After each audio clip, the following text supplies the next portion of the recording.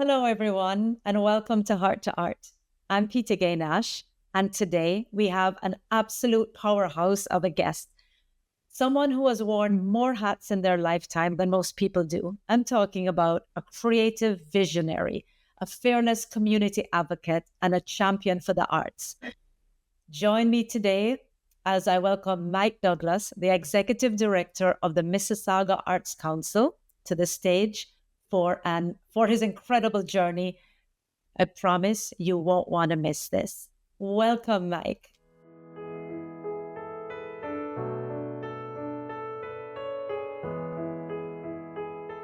Wow. Thank you so much, Peter. I think we should just stop there. We'll just wrap that up, and I'll bow briefly and say thank you very much for that. So, Well, that was first of great. all, I just first have to of live all, up to it now. I should congratulate you. You just won a huge award. You received the King Charles III Coronation Medal.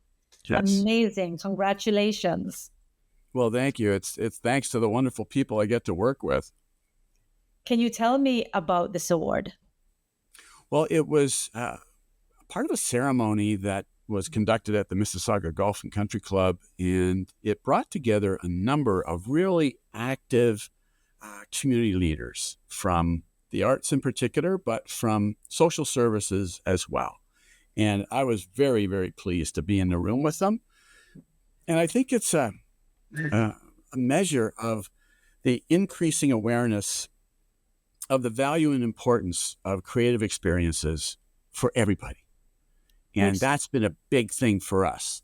And we are actively pushing for more support for the arts, for more integration of the arts into life, society, and in particular, healthcare. So I'm just going to read what was said about you. Mike Douglas, as the Executive Director of the Mississauga Arts Council, MAC, has demonstrated exceptional commitment to public service, leading to this well-deserved recognition. So let's start with MAC, the Mississauga Arts Council. You joined on a 6-month contract, and this organization was not doing very well at the time. You went on to full time, and you increased its revenue to 500%. I mean, what an incredible achievement. Walk us through that. You started at on a 6 month contract. Well, making change and charity operations is dicey often. And what they wanted to do as a board, I understand, before my time, was change the direction of MAC to become more involved in marketing and promoting artists and their works. And so they had to move away from the director they had. Then they hired a person who sounded like perfect for that. And that didn't work out very well. So then they were in a situation where the city had frozen them, and the Ontario Arts Council was demanding their money back from grants, and it was bad. And they had the first ever celebration festival, arts celebration festival in Celebration Square in a month's time, and the executive director of the day walked away and quit. And so they had the Martys coming in a month, they had a conference in a month, and they had a huge celebration in Celebration Square, full day of Saturday entertainment in that facility, all of that in 1 month's time. So when I came in, it was a blitz of things to do and get out of doing. And so I had to come up with a creative way of getting out of our commitments for the conference, because we had nobody buying tickets. We had nothing going on. We just had potential debts in the, 15,000 range. And we didn't have the money for that. And we didn't have a plan for what we're going to do with this. So it was very exciting. Lots to do. And I got us out of the sort of hotel conference thing. And we did put on a wonderful Mississauga Arts Awards for the first time. We had a big gala dinner at the Mississauga Convention Center, which was a big deal, a big change for MAC. And it was very well attended, in particular, thanks to the board leadership at the time, they did a marvelous job of helping to sell tickets so that we had over 600 people. It was a phenomenal success. And we managed to do our festival without, anyone getting hurt, so to speak. And we got out of that. And so I guess being able to put out fires got me my first 6 months. And then it turned out we were sort of becoming a little bit more respected. And I wore beige for 2 years, just trying to duck and avoid, making any enemies and dodging the minefield that was left for me from organizations that thought, well, wouldn't it be great if we got rid of Mac and took their money? And unfortunately, the city of Mississauga wasn't interested in that scenario. They were invested in Mac, had been around for decades. So fortunately, everybody was patient, and we started having more meetings and we started to position ourselves better for the future. And one of the things we did was stop trying to please everybody all the time, because it's not possible. So we narrowed our focus, and that became a key ingredient for us, because we had strategized who we needed to help first. We needed to help professional artists expand their capacity to succeed. We needed to find more opportunities for artists to work. And we needed to celebrate those achievements and market and in significant ways. So we needed to up our game on communications, promotion, marketing, advertising. And we needed to take on responsibility for enabling top-notch professionals to make a living in Mississauga. And that is we've self-anointed or appointed responsibility, and we take it seriously. And we're still trying. We haven't got there, but we're zeroed in on that. And we have had success. We have grown. We are much bigger than we used to be in terms of our revenue. But in terms of the number of employees, we're the same size. So we've taken an employee base of 5 people and have upped the amount of money we're able to generate for professional artists by, a factor of 3 or 4 times as much as in the past. So that is a big deal for artists. So we now have microgrant programs, and we have commission programs, and we do everything we can, and are still, we didn't make as much money as fundraisers last year by a large margin because of the collapse of the condo market, to make it short form. So we need new sponsors. We need new pals. We need new supporters, so we can put more money, invest more money into professional artists.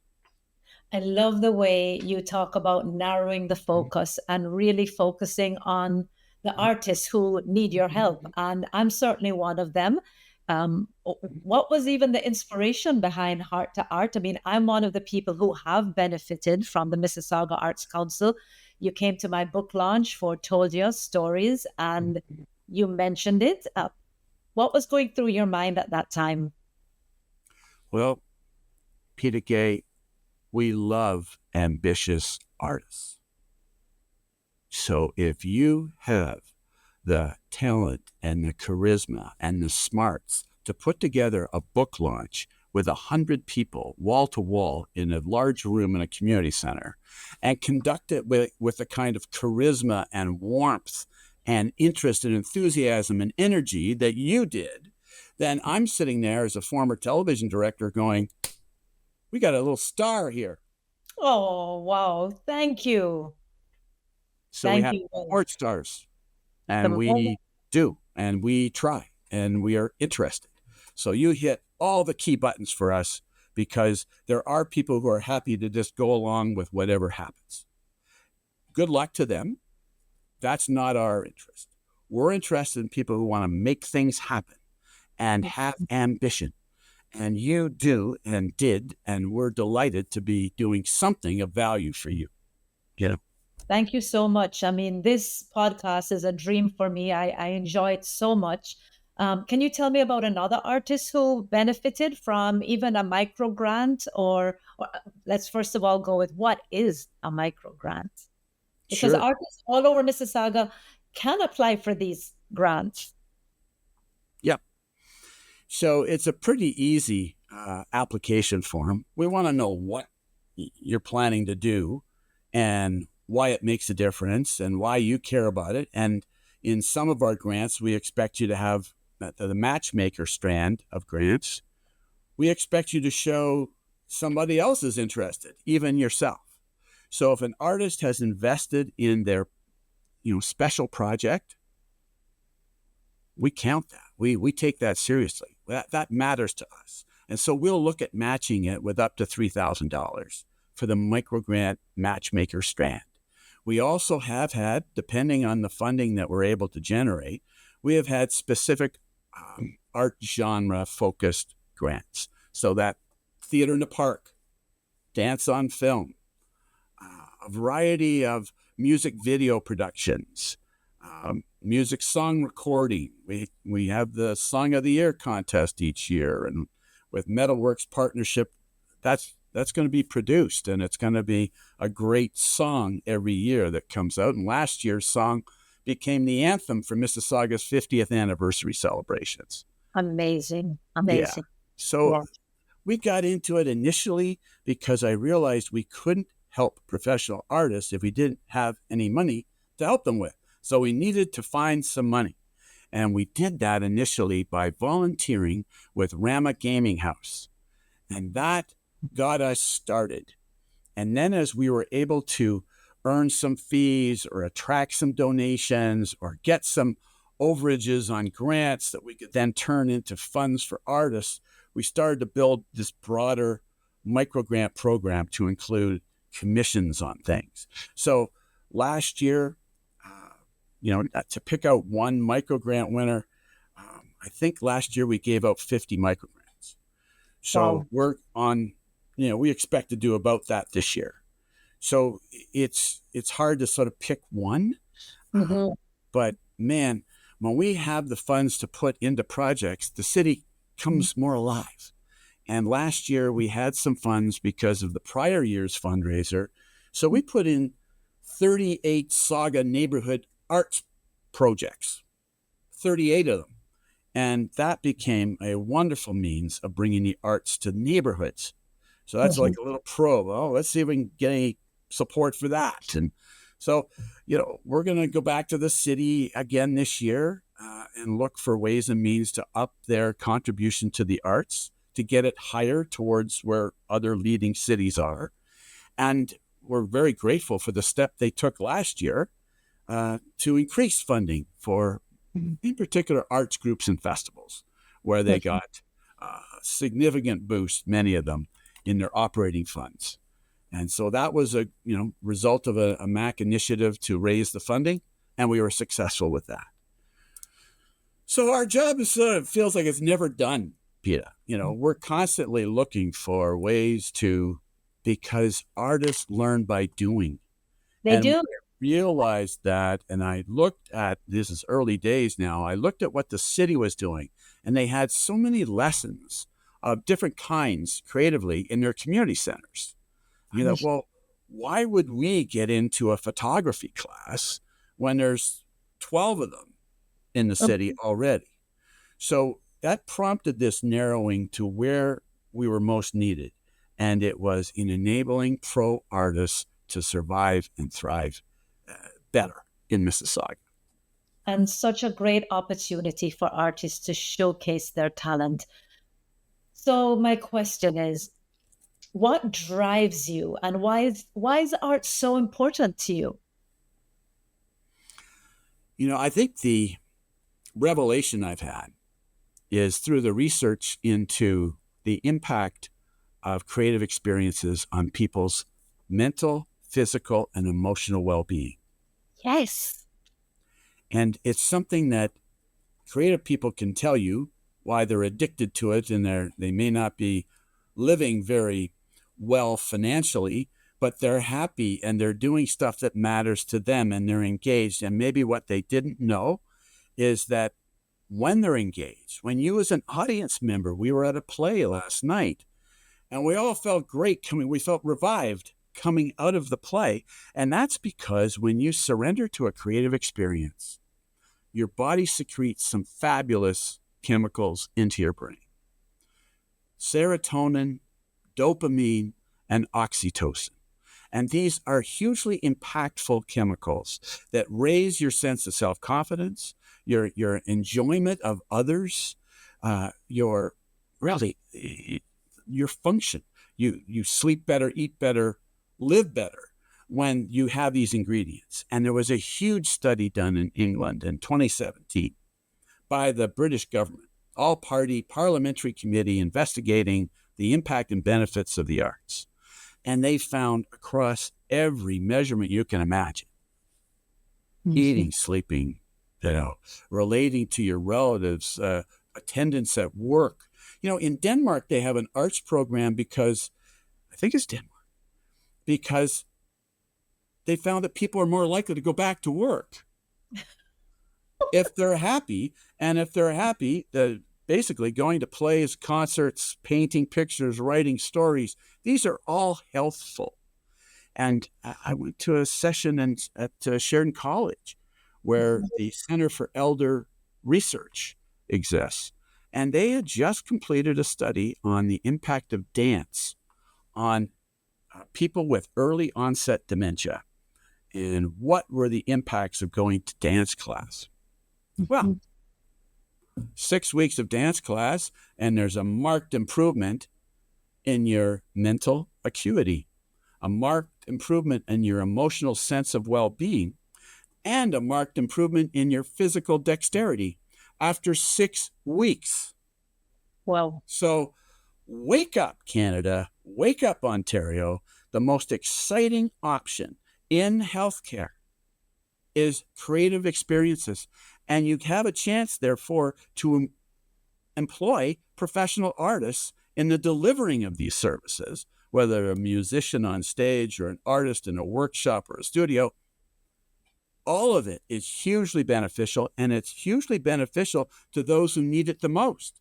This huge band of people who have high anxiety, who are, flirting with depression and have stress issues, self-confidence issues, they're hugely impacted by participating in creative experiences. So I'm driven by something purposeful in that we want to change healthcare to be more inclusive of the huge benefits that come from creative experiences and the employment opportunities for a number of artists that travel along with that. And so we've got arts care programs right now. We've got a grant from the Ontario government. Do you want me to keep rattling on here? Ramble on as much as you want to, because this is so important. Arts is usually the first thing that is dropped in schools when it comes to funding. It's something that a lot of cultures dissuade their children from pursuing. And you've really just said all the reasons why we should never dissuade people from engaging in the arts. Just a general sense of good mental health. So keep rambling. It's so important. The British study didn't arise out of any particular enlightenment on the part of British politicians. It arose because they were shocked at a sudden crime wave amongst young males. And they were looking, okay, what prompted this? This is about 2012, 2013. Right. And they said, well, we did cut the arts to schools. Oh, well, I wonder what the impact of that was. So that started a snowball into investigating what is the benefit/impact of participating in arts programming. And so we just can't afford stupid anymore. The circumstances in our society today are too fraught with real risk to be stupid anymore. We have to support the arts for our own well-being. Absolutely. Crime reduction is impacted beneficially by participating in the arts. A diversion program that looks at people at risk and gives them creative stuff to do is going to work. We know it does, because when these groups finally get funding from the government, what do they do with it for their populations at risk?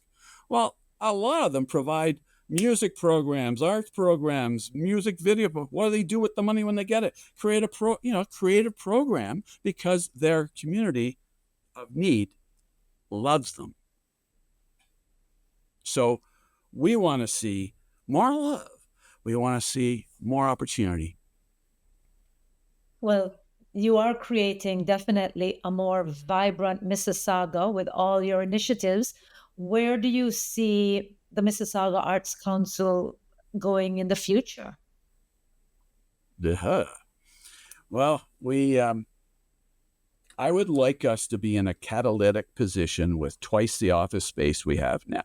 So we're sitting with a 600 square foot office, which works fine for 5 people. And we have a little 300 square foot studio meeting room. Okay.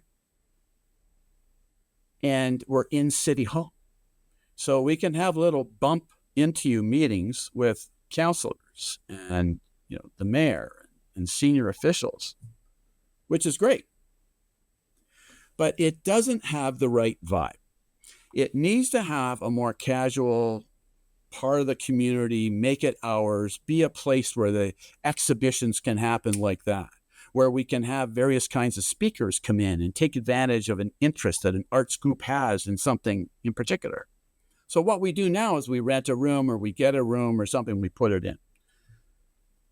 We would like to be in a position where an arts group like the Writers Guild can get together in a meeting space that we have and offer to them and have their meeting in the midst of an arts environment that might have paintings on the walls that are a part of a changing exhibition, and have a green screen across the wall so they can do something electronic that's interesting in terms of integrating a background with what they're talking about. And also be in a position where they can have Zoom meetings with large folks, groups of folks from all over the place. The city has such meeting rooms, and they're beautiful now. These Zoom cathedrals they've got. Great. Love to have one. We just need better quality space, more of it, so it's more open and available to artists, and we can have more than 5 people. Because I think we've earned and made the case that we can have and need more than 5 people to run the Arts Council. We're a $1 million operation in terms of what we generate, and we want to continue putting half of that out into the arts community somehow. Mm-hmm. And that's our challenge. And finding money from grants, they're very competitive. Finding money from private sector, that's a challenge. Economics are, gosh, aren't you sort of frozen a bit right now? Instead of going, waiting to see what's going to happen next, there's a certain amount of that naturally taking place. Yes. But what we know will go to bat against stress and anxiety about current economic circumstances are prescriptions for free tickets to the symphony, or prescriptions to go to a dance class, or participate in a painting class. Get engaged with self-expression and be mentally healthier. I love it. That's a truism we need support for. And all artists need to get engaged in this, because you're part of the healing process. Sure. It begins with you. So the artist themselves is healing themselves by virtue of what they do. So true. And when you do it for others, you're healing more. And so, come on. This has got to be, there has to be more consideration of prevention with it, with respect to everything. We can't afford stupid. So we have to get into prevention.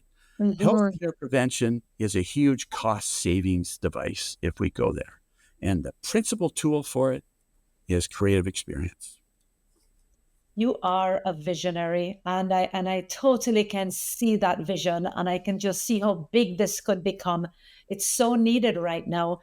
Do you find, Mike, that a lot of Mississauga artists are not truly taking advantage of what the Mississauga Arts Council has to offer?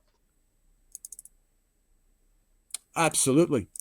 Yeah, I was thinking of, how do I dance around that? Yes. Yeah. Don't even it. I know I'm one. There's so many times I've thought I should apply for a micro grant, and I never have, but I'm going to. But what advice would you give anyone who's an artist in Mississauga, whether they're established or emerging? I would love to know from an artist their willingness to share messages about the arts to their network. Because right now in Mississauga, we have a large number of groups. There are 70 groups, paid members to MAC right now. And then we have about 400 individual artists in MAC. That's actually a large number. When you think the groups are Symphony, Art Gallery, Visual Arts Mississauga, Creative Hub, large groups. The big thing is to stop thinking about your group as the only thing. Think about the arts and start sharing messages from other arts entities into your networks. So the small-mindedness of the management teams of arts groups is probably the biggest hurdle we face. And it sounds critical and too bad, we need more outward thinking from arts leaders so that when we publish a Hub Highlights every week like we do with all these different events in it, it should automatically go to their membership so that we start to generate more activity across the board. We need to raise the entire tide, and it will indeed lift all boats. So please, and the arts leaders watching, share art. We publish a newsletter that does not feature our stuff. 95% of what goes out in our arts newsletter, Hub Highlights, is about arts groups and what they're doing and why it'd be a great idea for you as the public to take advantage of it. And so we continue to have the same people talking to each other. And what we need is to bring the public in. It is the most significant thing, and we can't do it by ourselves. We've been trying for years. So we need help. We need connected members of the arts community, whether they lead a group or not, to be actively promoting and sharing arts news to their publics so that we generate more interest and enthusiasm for all of the arts. And putting your material out on Mac's channels simply requires that you be a member of MAC, which can be as little as $20 a year. So, and maybe as much as 40 or 60 a year. So, and that means you've got, right now, unfortunately, we only have 33,000 subscribers across our channels. It should be 100,000, Yeah.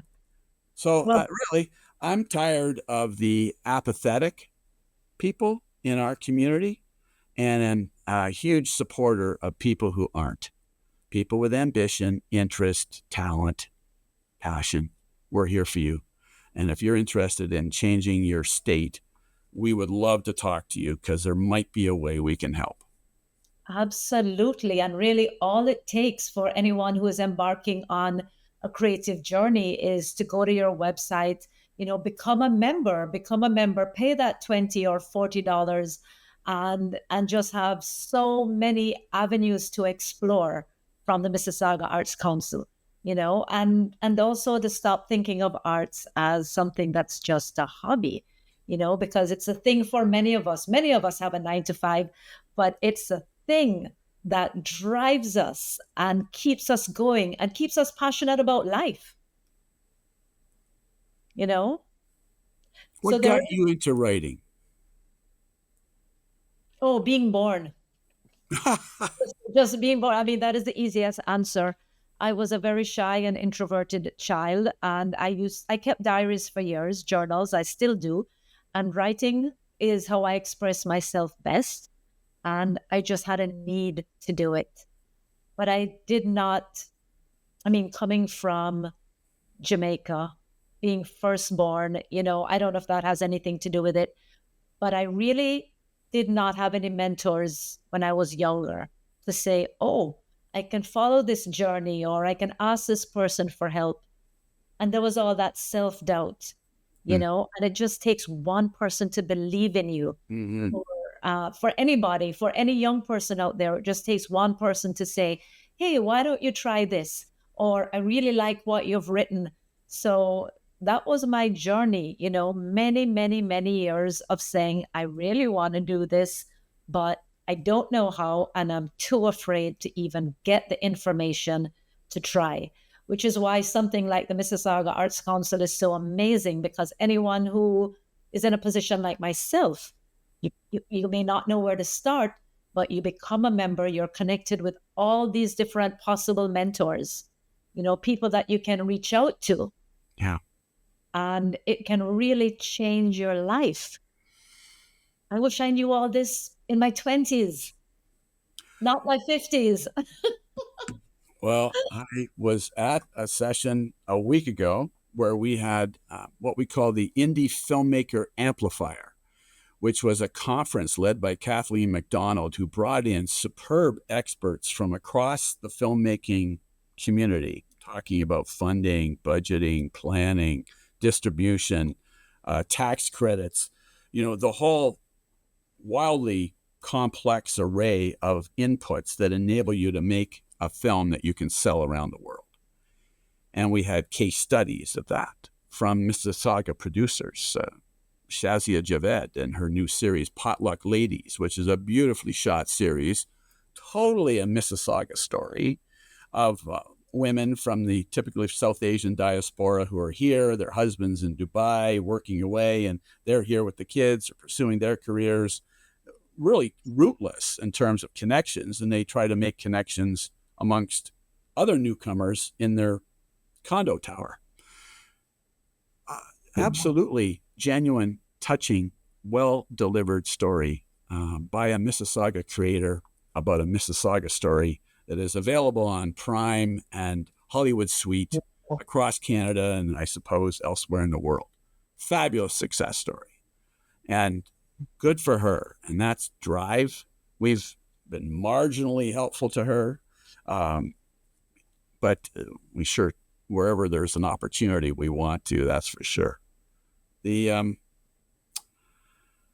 hopes are for ambition, and we want to make it work for the artist, and it matters a lot. When I hear you, as I recall you thinking about quitting writing and deciding that you weren't, the Martys came into focus for me, Peta.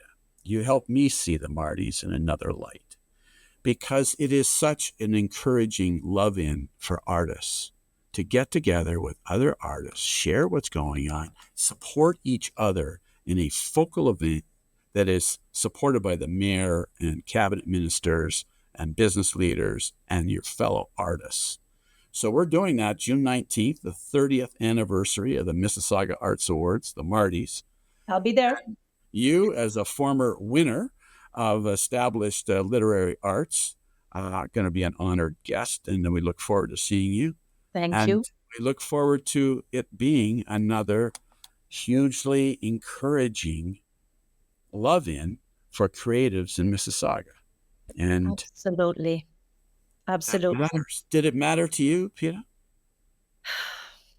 Mike, I can't even express my gratitude. I was at a place where I was down. I admit I was depressed. It was during the tail end of COVID, and I was trying to finish the manuscript of Told You, and I thought, you know what? I need to just forget it. I need to forget it. It's too much. It's too much to try to work and raise a family and do all that. And then out of the blue, I get an email from you saying, you thought I could be a nominee. You nominated me for the Marty Award. And I sent in some stories from Told You. And when I won, it made me realize I'm not giving up. I'm never giving up. It doesn't matter how busy my life is going to get. Holding that award in my hand, I remember wearing heels that were way too high because I didn't think I was going to win. So I stumbled up on stage. I was practically shaking. But in all of that, what came out of it for me is writing is my passion. Writing is my love. I want to elevate other artists. I want to bring people with me on this journey, and I am never giving up. That's what that Marty meant to me. And I know it means the same for a lot of other artists out there.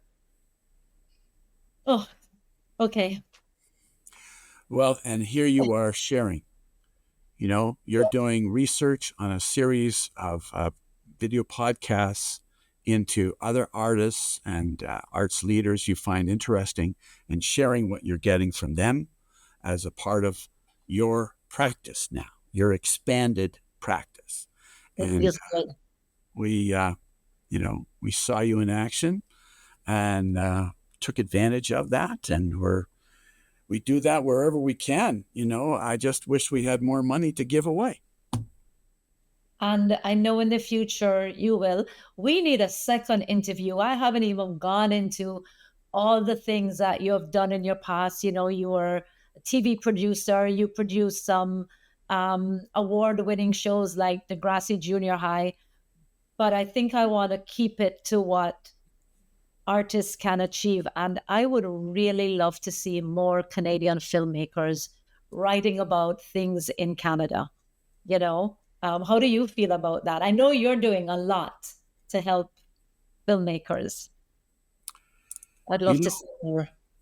This is a great example of inspiration begetting perspiration, then hopefully generating a celebration. We had a guest a year ago. Ingrid Veninger is her name. She's a professor at York University of filmmaking, I guess. And she has done little $5,000 feature films. Well, I never did that. I got hired to make films because, she's got a day job like you that enables her to participate that way. But I say this because I have always been sensitive to people who block themselves or find doubt as something so insurmountable they can't continue. Mm-hmm. And so wherever we as an organization, me personally, see this, we try to get engaged somehow. Because when you look at what's really stopping you from creating, it's not often real. It's often in your mind. And it's some limitation that you put on yourself for lots of reasons. They happen. Yeah. But you owe it to yourself to do battle with that, to not accept that. I'm not going to lay down for that. I'm worth it, and I can do this, and I can make it meaningful for myself and others. And you can. And to some degree, we can help with that. But there's others who can help too. This is a very generous community in terms of the arts community, entertainment community in Mississauga. The idea of helping somebody else, a singer to a singer, a writer to a writer, that's sort of a given here. And I think it is in a lot of arts communities. Helping each other do better, answer any question, offer opinions, that's part of our culture in this community. So no artist is alone. There are all sorts of other artists out there who would be willing and interested in helping you. And that's maybe one of the things we can do, is help artists connect with each other. Certainly we try to with the 3 websites we operate, Mississauga Arts Council website, the Sauga Arts HUB website, which is really an artist platform that we maintain for artists who are members of MAC can use however they want. And it's got a directory on it. It's also got an Arts for Business directory, which we are just about to relaunch to the business community because it's a hugely handy way of finding talent that you can employ at a company event of any kind, So we're delighted to offer that service, and we're going to send it to every hotel and convention center in the city in the next few weeks. So we're constantly looking for those kinds of entrees to get more work for our people so our people can get stronger, healthier, better at what they do.